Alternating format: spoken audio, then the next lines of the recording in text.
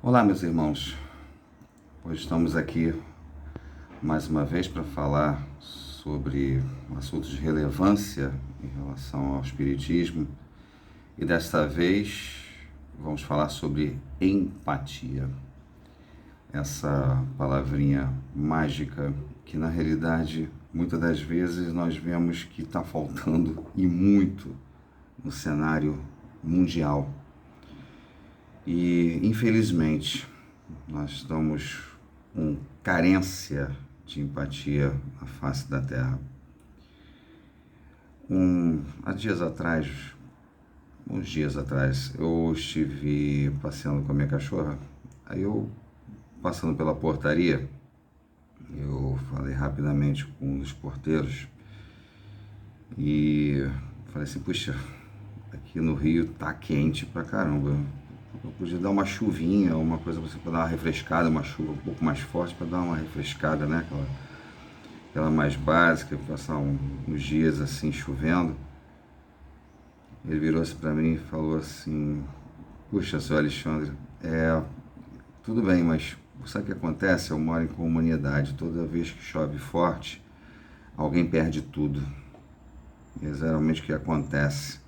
As águas invadem o barraco das pessoas lá e as pessoas acabam perdendo as coisas. Eu continuei com a minha cachorra, depois parei para refletir e, sinceramente, estou gostando muito do sol. Outra que, na realidade, essa é um pouco mais triste, que foi, na verdade, o fotógrafo foi até vencedor do prêmio Pulitzer, um prêmio internacional importantíssimo e de fotografia. E na realidade a foto era uma criança, não sei se no Quênia ou na Etiópia, um lugar na África, de cócoras no chão, sem forças e um abutre do outro lado, aguardando ele desencarnar. Não sei se vocês se lembram dessa foto, foi uma foto polêmica, gerou uma comoção a nível mundial. Várias entidades, enfim, reagiram a essa fotografia, mas na realidade o que mais espreita a minha mente é o seguinte: quem logicamente sai numa situação dessa, percorrendo a savana na África, geralmente leva consigo alguma coisa para comer, uma fruta, uma barra de cereal, enfim, alguma coisa fácil no bolso para poder você mastigar enquanto está no meio daquela solina braba e, logicamente, no meio do mato. Não mais importante seria o fato desse fotógrafo ter feito essa imagem e, ao mesmo tempo, ter dado a essa criança, antes de ela ter morrido, alguma coisa para comer? Gerou comoção nacional, gerou uma movimentação em torno da imagem em si, no modo geral, mas a criança morreu de inanição, o que na realidade não é incomum na África, uma vez que as crianças elas pegam argila, barro para comer. Isso na realidade chama-se fome. Então, sinceramente, eu vou lhe dizer, vai ser meio difícil nós tentarmos galgar um pouco a mais naquilo que nós estamos no momento, em termos de humanidade e regeneração, enquanto nós estivermos nesse processo de estagnação emocional que nós possuímos hoje. E, obviamente, a empatia entra com uma situação bem importante nessas condições. Até porque tem um grande detalhe. A empatia, muitas das vezes, é preciso que seja, vamos dizer, processada, mas que esse processamento seja através de uma reforma interior da sua parte. Porque muitas das vezes você não é tão simpático assim quanto aparenta ser. Tá?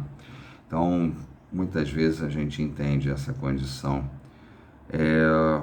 Eu posso ser aqui um médium, como eu sou, posso atender em centro espírita, como eu atendo, posso fazer vídeos, né, de alta relevância ou média relevância, assim como vocês acham que é, mas que, na realidade, nada disso importa, nada disso adianta, enquanto eu não tiver uma coisa chamada reforma íntima.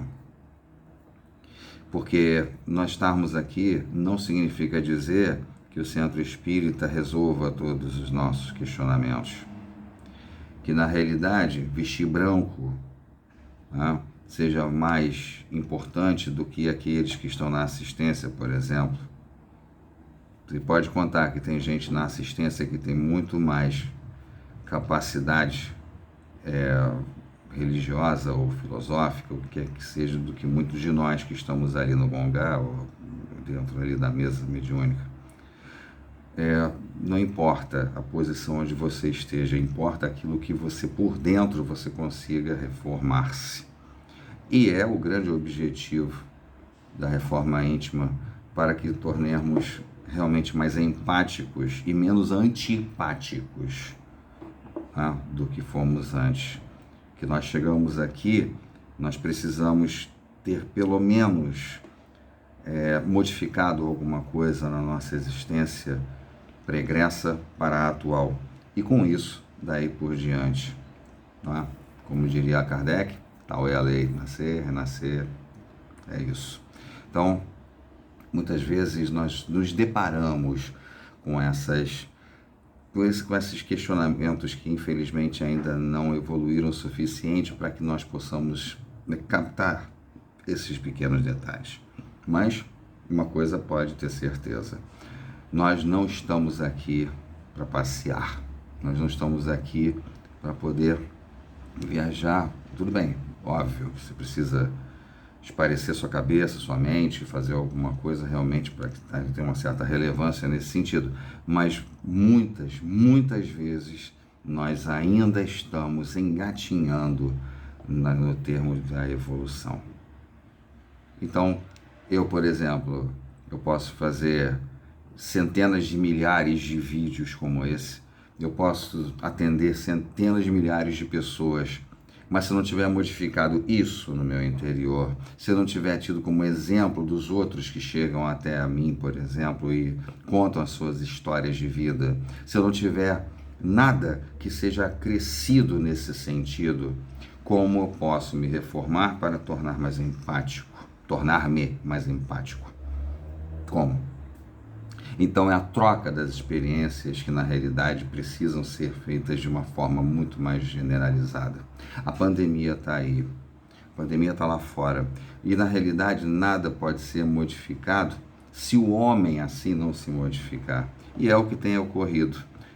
Eu na realidade, há 3 domingos atrás, eu estive sendo atendido aqui perto, no hospital perto de casa, e eu reparei por uma coisa interessante. Tinha um enfermeiro que ele é espírita também, então nós começamos a conversar, né, uma coisa interessante. E ele falava exatamente sobre a situação, que as pessoas não estão nem aí para as outras e tudo mais, e que na realidade a pandemia está aí, e que muito pouco o ser humano está aprendendo com ela. Parece que nada está acontecendo, parece que assim está ocorrendo de uma forma que o ser humano ainda não despertou para uma condição de poder fazer melhor ou modificar-se de uma certa maneira.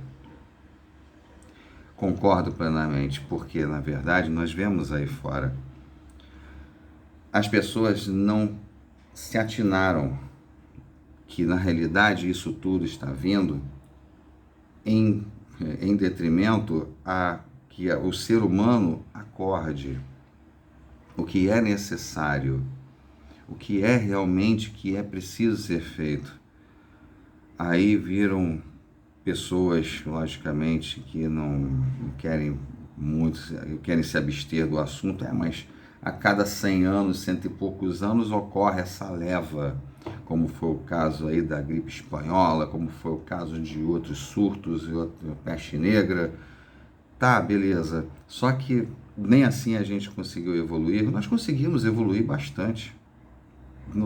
A nossa evolução, com toda certeza. Antigamente você entrava em aldeias e dizimava a aldeia tudo, homem, mulher, criança, bicho, o que tivesse na frente, né? Aldeias vizinhas, aquele negócio de Idade Média, que acontecia qualquer coisa e simplesmente você invadia e você matava todos que estavam na frente, você sequestrava crianças para servir de escravo, matava, enfim, né?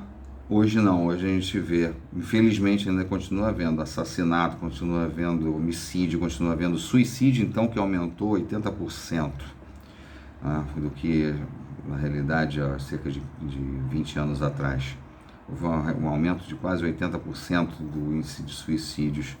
Então, tudo isso gera uma condição assim, está sendo extremamente necessário essa mudança?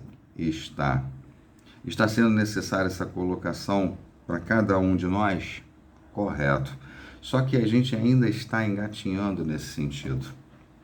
Infelizmente, nós ainda estamos, lamentavelmente, ainda muito crus.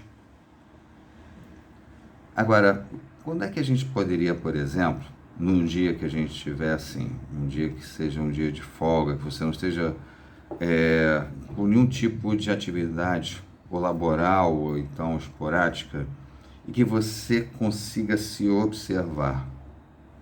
Mas como assim se observar? Você precisa verificar o tratamento que você dispensa com as outras pessoas que estão ao seu redor. Você já parou para fazer isso?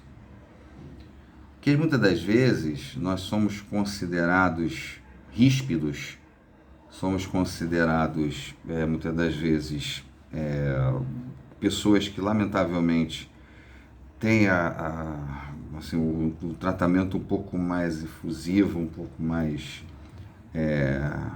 rasgado. E, na verdade, há necessidade de você entender isso dentro de si. Tá? Não é o porquê que eu sou assim, não são questionamentos que você precisa fazer a si. E sim, na realidade, o que você pode demonstrar para ser mais expressivo ou menos ríspido. Né? Se nós formos observar na vida de Chico Xavier o que ele foi atacado, o que ele foi alvejado com questionamentos de pessoas de outras religiões, de outras situações que foram opostas a sua crença, aos seus objetivos, a resposta que ele dava não eram respostas de ataques diretos a essas pessoas. Ele não respondia através assim, eu vou responder na mesma moeda em que eu estou sendo atacado. Não.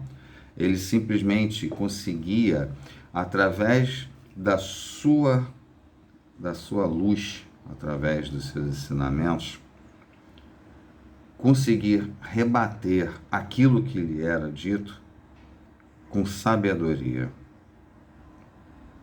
Né? Assim como aconteceu também com o Divaldo. O Divaldo, uma certa palestra dele, das milhares que ele já fez aí pelo mundo, virou-se para cumprimentar as pessoas que estavam ali nos arredores, e chegou um determinado indivíduo e disse assim: sua palestra é boa, só que está faltando alguma coisa assim, assim, assado e tal, não sei o quê. E lá você falou da Mansão do Caminho, também eu acho que deveria fazer isso, aquilo, outro. A Mansão do Caminho é aquela instituição que ele mantém lá em Feira de Santana, na Bahia. E precisa fazer isso lá, precisa fazer aquilo, outro. Ele virou-se para o indivíduo e falou assim: meu irmão, que ótimo! Então, você, certamente, eu vou escolher você para que possa fazer tudo isso por mim. Entendeu? É bom que você virou-se para mim agora e falou isso, porque é exatamente você que vai ser escolhido para modificar isso tudo. Que tal? A pessoa ficou assustada, porque na realidade não esperava por uma resposta dessa. Esperava que ele fosse responder ou então simplesmente dizer alguma coisa que na realidade não correspondesse àquelas afirmativas e fosse logo atacado, mas não. Essa resposta do Divaldo foi excepcional. Então são essas coisas que realmente precisam ser verificadas quando nós somos atacados. E não é lógico, você não é atacado assim de graça a alguma situação pela qual aconteça, nem que seja a antipatia da outra pessoa para conosco. Embora que muitas das vezes a gente sinta que não tem absolutamente nada, nada que tenha sido feito a essa pessoa. Mas sim, logicamente, lá atrás a gente já sabe que houve alguma coisa em outra encarnação que ficou. E essa pessoa, ela tem uma ojeriza, muitas das vezes, ou então uma reação antipática em qualquer situação pela qual nós podemos versar.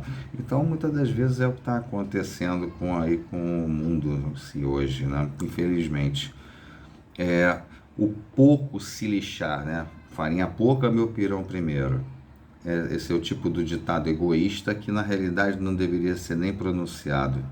Então, essas coisas muitas das vezes acontecem. E ao invés de estarmos ganhando prêmios Pulitzer, tá, através do sofrimento alheio, por que que na realidade nós não conseguimos externar isso melhor de uma forma que, óbvio, nós tenhamos capacidade emocional de poder fazer, modificar-nos por dentro para que nós possamos modificar as pessoas. Porque enquanto não tiver essa modificação, a antipatia será rebatida com mais antipatia. Isso nunca vai dar resultado. Isso serve para muitas pessoas, entende? Muitas pessoas, com toda certeza. Então, enquanto nós não tivermos a capacidade de poder modificar por nosso interior daquilo que é, vamos dizer assim, por nós recebido, sem que nós externemos nenhum tipo de sentimento para com essa crítica ou esse ataque, nós, lógico, ainda vamos ter caminho, ainda vamos ter projetos que serem executados para que isso venha a ocorrer de uma forma sensata. Enquanto isso, vamos lutando com o nosso interior do jeito que está. Então, são essas coisas, meus irmãos, que infelizmente ocorrem e que é necessário, daquele momento que você realmente esteja prestando atenção em si, tá? E que você consiga entender certas conotações, certas situações que ocorrem, como as situações de Santo Agostinho, que ele deitava no travesseiro e revia o dia, e que se por um acaso tivesse alguma situação que ficou mal entendida, ou que tivesse havido algum tipo de rispidez por parte dele para com o terceiro, no dia seguinte, ao levantar-se, ele procurava a pessoa e se desculpava pelo fato. Então, isso é crescimento. Então, vamos tentar buscar esses questionamentos no nosso interior e tentar realmente modificar algumas situações que realmente precisam ser modificadas. Não simplesmente deixarmos a coisa à revelia, deixarmos a coisa a Deus dará e que nunca nós vamos conseguir absolutamente nada que seja, vamos dizer, condicionado a essa dureza ou rigidez desse nosso coração, nosso peito, né, de modo geral, e também da nossa razão. Nós temos que fazer com que os dois trabalhem em conjunto e de forma concreta, concisa e mais perfeitamente possível. É isso, meus irmãos. Agradeço por ter ficado até aqui conosco. Deixa um like aí, tá lá no Banda Linda também, comenta aqui embaixo, tá? Se você por acaso tiver algum vídeo, alguma coisa algum assunto, né, que precise ser elaborado, que precise ser aqui por mim dirimido, por favor, fique à vontade, Tá? Somos abertos sempre a sugestões e esperamos sempre poder estar aqui, fazer esses vídeos para que nós possamos, sim, conseguir concentrar cada vez mais essas forças para que nossas modificações sejam sempre prósperas, concisas. Tá? E isso é que importa bastante, para que nós possamos ser mais empáticos daí por diante. Meu muito obrigado a todos, mais uma vez, agradecemos e, como sempre digo, sejam felizes.